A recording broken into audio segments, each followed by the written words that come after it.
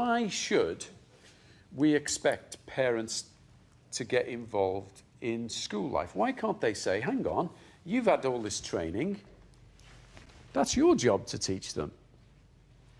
Why do I have to be involved in that? I might be an accountant or a window cleaner or a bricklayer. I don't know anything about teaching kids to read and write. Why can't I hand it? Why can't I trust you to do it? There's certain things that no matter how hard you try in school, you don't have enough time and you can't give enough time to 30 different children. So, for example, reading, no matter how much reading you do in school, the children that are the better readers are normally children whose parents listen to them at home. So it might not be something difficult for the parents to do at home, but it's just supporting what you're doing in school, I think. Parents should want to help and want to help their child reach their full potential and make sure that they are learning. And children might feel as well that if their parents aren't interested, then what is the point in learning? Like, if they're not making their parents happy or not making their parents proud of them, then is there a need for them to learn? I think sometimes it's difficult to tell how much help the parents are giving the children at home, because some children might have both parents working like 9-to-5 jobs, might not necessarily have the time to be involved with the school itself, but you don't actually know how much help they're getting at home. That's they might right. be helping at home as well. Yeah, we can make a lot of assumptions about it, can't we? Yeah. It's remarkable in recent decades how the role of parents has changed, from keeping them beyond the school gate and fence to involving them in school life. And while that's, and still is, a challenge for teachers, it's one that they recognise is absolutely necessary and part of the job.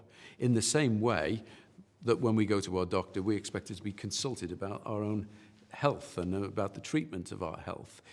Parents expect that now. For children to feel happy and secure in school, they've got to have their parents involved in that as well. What do they know about education? Go on, tell us. Well, they know what's best for their child. You only see that child, you know, some of the time. Their parents have known them for the last at least 5 years, so they're going to know that child better than you do. What one parent might say is right for their child might not be right for the whole of the class. So you have a responsibility for 30 children, not just one child. Some parents will take on board what you say and want to help at home to improve their child, whereas other parents will turn it round on you and say that what you're doing isn't good enough and not be willing to help at home. Yeah. And I think, like, without parents' cooperation, you're not going to get anywhere. Yeah, you're going to have to develop your communication skills to explain to parents, as you say, the very important aspect that their child is one of 30. You know, it's not an individual tuition they've got. They're at school with 29 other kids in the class, and that what you can do, what your role is and what you can do for them, and how that can complement what's going on at home. What are the issues in trying to establish productive partnerships with parents and carers? Is it always going to be easy? What might be the issues around that? Have a chat with each other and tell us what you think. Some parents, you're not even going to get them to come into the school. So collaborative working is not going to happen. Parents' evening, they're not turning up. Phone calls, they're not answering. Kids, they're not coming to pick them up. So actually trying to get a relationship that means that you can then work from home and from school with that child is not going to happen if they're not willing to do it. So you see it as a crucial relationship. So let's say that you've got that relationship, the parents are willing.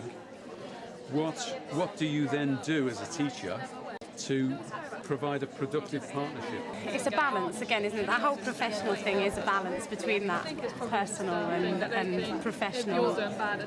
Make yourself approachable, make sure that you're actually available if anybody needs to speak to you. I think homeschool diaries and things like that are really good ways of creating a link between home and school. But I think the way that you conduct yourself and present yourself will make a huge amount of difference to whether you'll be approached generally by parents anyway. Striving to establish productive partnerships with parents and carers will often be very challenging. But as one student said, parents are the experts in their own children. Teachers are the expert educators. Now, actually, when you think of it, that's a good basis for a contract. It's a good basis to establish a partnership. Both people have expertise, and they're bringing that expertise together in the interests of the child.